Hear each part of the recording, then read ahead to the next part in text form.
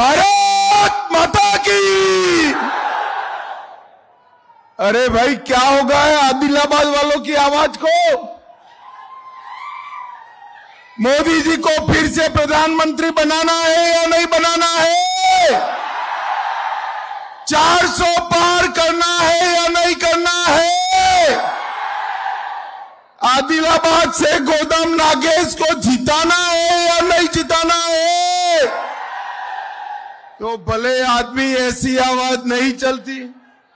दोनों हाथ उठाइए, उठाइए दोनों हाथ, विजय के संकल्प की मुट्ठी बींचिए और प्रचंड आवाज से बोलिए भारत माता की वंदे, जय श्री राम, जय जय श्री राम।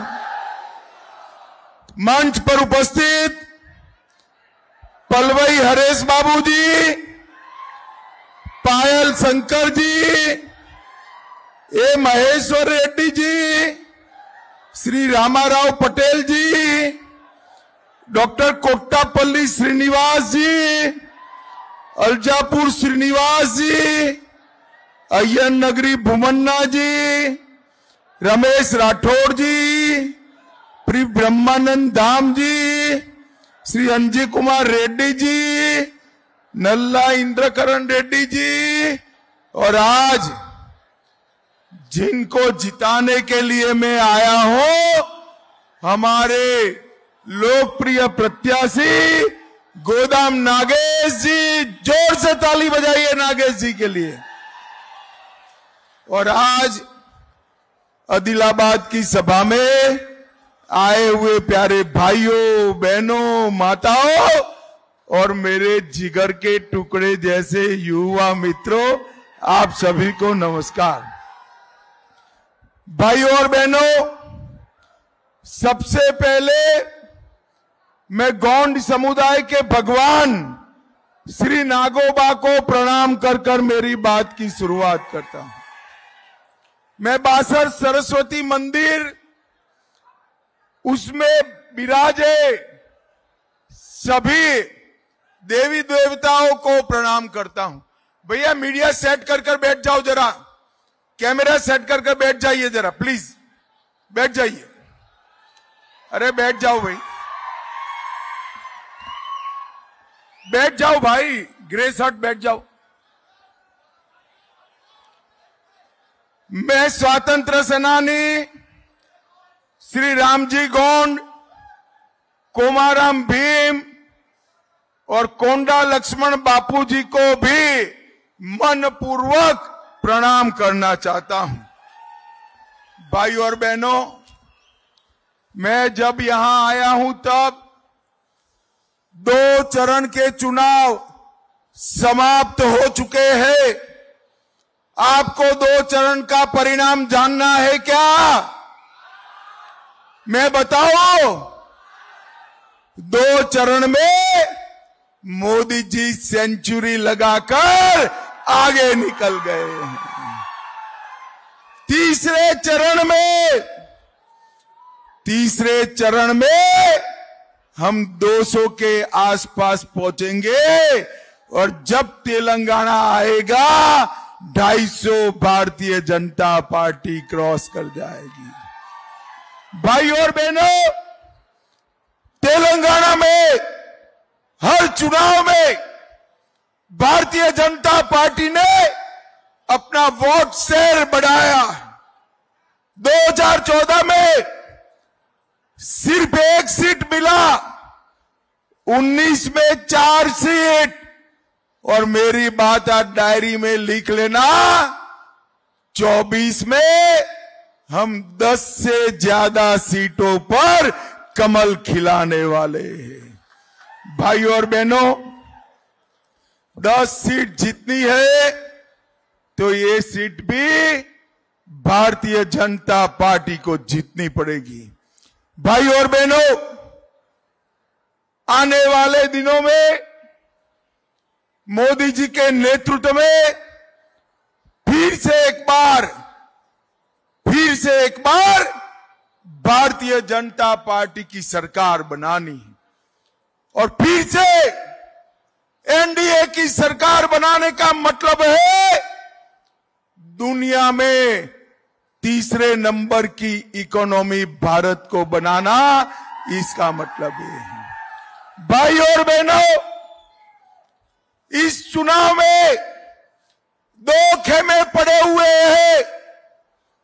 एक एनडीए का जो मोदी जी के नेतृत्व में है और दूसरा इंडिया अलायंस जो राहुल बाबा के नेतृत्व में है। दोनों खेमे स्पष्ट है। एक और 12 लाख करोड़ के घपले, घोटाले, भ्रष्टाचार करने वाली कांग्रेस पार्टी है और दूसरी ओर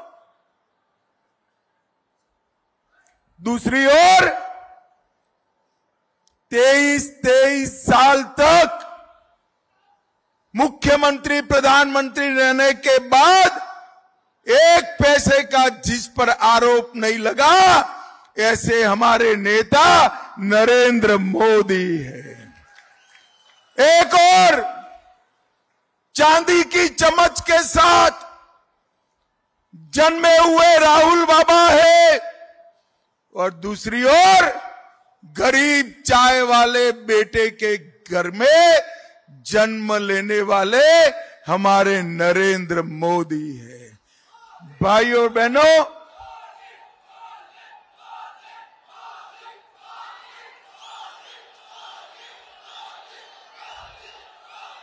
बोलो भारत माता की। भाइयों बहनों, एक और 23 साल तक एक भी छुट्टी लिए बगैर दीपावली के दिन भी देश की सीमाओं पर सेना के जवानों के पास मिठाई खाने वाले नरेंद्र मोदी है और दूसरी ओर थोड़ी गर्मी बढ़ते ही बैंकॉक थाईलैंड छुट्टी जाने वाले राहुल बाबा है। भाइयों बहनों, आदिलाबाद की जनता ने तय करना है कि गरीबों का काम करने वाला नरेंद्र मोदी चाहिए या राहुल बाबा चाहिए।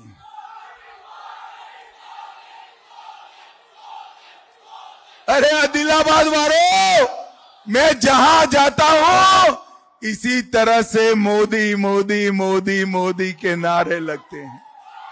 भाई और बहनों, नरेंद्र मोदी जी ने जितने भी वादे भारतीय जनता पार्टी ने किए थे वो सारे पूरे किए। आप मुझे बताओ, अयोध्या में राम मंदिर बनना चाहिए या नहीं बनना चाहिए? अरे पीछे के पेंडोल वालों भी बताओ, बनना चाहिए या नहीं बनना चाहिए? 70 साल तक ये कांग्रेस पार्टी राम मंदिर के मुद्दे को अटकाती रही, लटकाती रही, भटकाती रही। आपने तेलंगाना वालों 19 में मोदी जी को दूसरी बार प्रधानमंत्री बनाया। 5 ही साल में मोदी जी ने केस भी जीता, भूमि पूजन भी किया और प्राण प्रतिष्ठा कर जय श्री राम कर दिया। और उस वक्त ये राहुल बाबा को निमंत्रण दिया गया, खड़गे साहेब को निमंत्रण दिया गया, वो नहीं गए भाई। क्यों नहीं गए मालूम है आपको? नहीं भाई, उनको डर लगता है अपनी वोट बैंक से। उनकी वोट बैंक कौन है भाई? उनकी वोट बैंक मेरे सामने बैठे हुए आदिवासी बंजारा लोग नहीं है। उनकी वोट बैंक कौन है, जरा बताओ तो, कौन है? भाई और बहनों, उनकी वोट बैंक और ओवैसी की वोट बैंक एक ही है। हम नहीं डरते वो वोट बैंक से। मुझे बताओ आदिलाबाद वालों, धारा 370 कश्मीर से हटनी चाहिए थी या नहीं हटनी चाहिए थी? ये खड़गे साहब कहते हैं राजस्थान और तेलंगाना वालों से कश्मीर का क्या लेन देन। अरे खड़गे साहब, आप 80 पार हो गए, 80 पार। आप तेलंगाना वालों को नहीं जानते हो। मेरे तेलंगाना का बच्चा बच्चा कश्मीर के लिए अपनी जान दे देगा, जान दे देगा। भाई और बहनों, ये धारा 370 को कांग्रेस पार्टी 70 साल से अनौरस बच्चे की तरह अपनी गोदी में बिठा कर रखी थी। मोदी जी को आपने दूसरी बार प्रधानमंत्री बनाया। 5 अगस्त 2019 को धारा 370 को समाप्त कर दिया और कश्मीर में आज भारत का तिरंगा आन बान और शान के साथ लहरा रहा है। भाइयों बहनों, मोदी जी ने देश को आतंकवाद से मुक्त करने का काम किया है। सोनिया मनमोहन की सरकार 10 साल चली और आए दिन ये आलिया मालिया जमालिया बम धमाके करते थे, बम धमाके कर कर चले जाते थे। मोदी जी की सरकार बनी, फिर से पाकिस्तान ने उरी और पुलवामा में हमला किया, मगर वो भूल गए कि कांग्रेस की सरकार नहीं है, ये भाजपा की सरकार है और मनमोहन सिंह प्रधानमंत्री नहीं है, 56 इंच के सीने वाला नरेंद्र मोदी। 10 ही दिन में सर्जिकल स्ट्राइक और एयर स्ट्राइक कर पाकिस्तान के घर में घुसकर आतंकवादियों का सफाया करने का काम मोदी जी ने किया है। भाई और बहनों, मोदी जी ने इस देश को आतंकवाद और नक्सलवाद से मुक्त कराने का काम किया है। भाई और बहनों, मोदी जी ने इस देश के 80 करोड़ गरीबों को 5 किलो अनाज फ्री ऑफ कॉस्ट दिया। 12 करोड़ लोगों को टॉयलेट देने का काम नरेंद्र मोदी ने किया। 4 करोड़ लोगों को घर देने का काम नरेंद्र मोदी ने किया। 10 करोड़ लोगों को उज्ज्वला का गैस का सिलेंडर नरेंद्र मोदी ने दिया और 14 करोड़ लोगों को घर का घर देने का काम नरेंद्र मोदी ने दिया।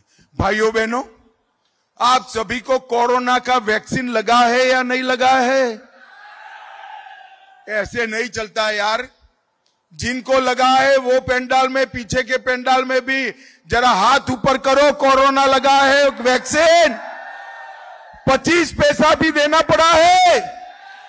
मोदी जी ने कॉफी पिलाकर वैक्सीन फ्री में दिया या नहीं दिया? उस वक्त राहुल बाबा कहते थे वैक्सीन मत लीजिए, ये मोदी वैक्सीन है, तबीयत खराब हो जाएगी। अच्छा है मेरे आदिलाबाद वाले उनकी सुनते नहीं हैं, सबने वैक्सीन लगा दिया। जब राहुल जी ने देखा सबने वैक्सीन लगाया, एक दिन रात को अंधेरे में भाई बहन भी वैक्सीन लगाकर आ गए।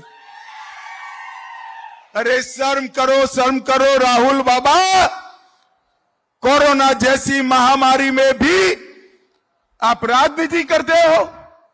भाई और बहनों, एक कांग्रेस पार्टी झूठ के आधार पर चुनाव लड़ने वाली पार्टी, वो कह रहे हैं कि मोदी जी को 400 सीट दी तो मोदी जी आरक्षण समाप्त कर देंगे। मेरा झूठा वीडियो तेलंगाना के मुख्यमंत्री ने भी फॉरवर्ड किया, एडिटेड वीडियो करा और कहना चाहते हैं हम आरक्षण समाप्त कर देंगे। तेलंगाना वालों, मैं आज एक मोदी गारंटी देकर जाता हूं, जब तक देश की संसद में एक भी भाजपा का सांसद है, आदिवासी, दलित और ओबीसी का आरक्षण हम समाप्त नहीं होने देंगे, नहीं होने देंगे। भाइयों बहनों, एक कांग्रेस पार्टी झूठ बोलकर राजनीति करने वाली पार्टी है। एक कांग्रेस पार्टी पूर्ण बहुमत से आई। इतने कम समय में कांग्रेस पार्टी ने ये तेलंगाना को कांग्रेस का एटीएम बना दिया है। हर रोज ये सरकार, कांग्रेस की सरकार तेलंगाना से करोड़ों रुपया कांग्रेस के फंड में भेज रही। पहले यहां पर टीआरएस भ्रष्टाचार करता था, अब तेलंगाना में कांग्रेस पार्टी कर रही है। तुमिदी हट्टी बैराज इन लोगों ने पूरा नहीं किया। डॉक्टर आंबेडकर प्राणहिता चेवेल्ला प्रोजेक्ट गड्ढे में गया। सिंचाई की व्यवस्था भी इन लोगों ने नहीं की। कुप्ती परियोजना डूब गई। आदिलाबाद पहले एक औद्योगिक क्षेत्र था, यहां पेपर की फैक्ट्रियां थी, पेपर की फैक्ट्रियां भी बंद हो गई। मोदी जी ने 130 आकांक्षी जिलों में अपने आदिलाबाद को यहां शामिल किया है। भाइयों और बहनों, मुझे बताओ,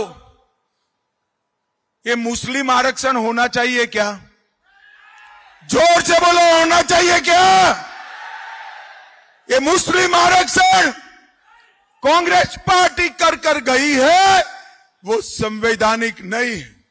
मैं आज यहां से घोषणा कर जाता हूं, तेलंगाना में भारतीय जनता पार्टी आते ही हम मुस्लिम आरक्षण समाप्त कर आदिवासी और दलितों का आरक्षण बढ़ाएंगे।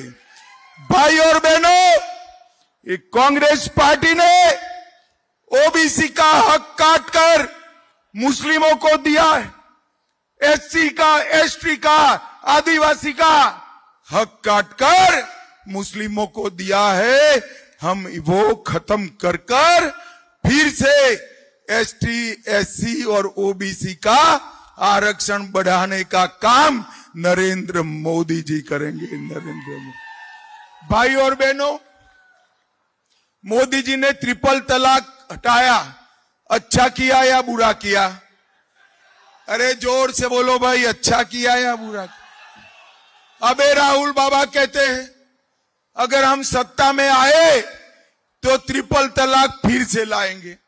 अरे राहुल बाबा, शेख चल्ली के स्वप्न मत देखो, आपको सत्ता में भी नहीं आना है और ट्रिपल तलाक को वापिस भी नहीं आना है। भाइयों बहनों, एक कांग्रेस पार्टी मुस्लिम पर्सनल लॉ के आधार पर देश चलाना चाहती है।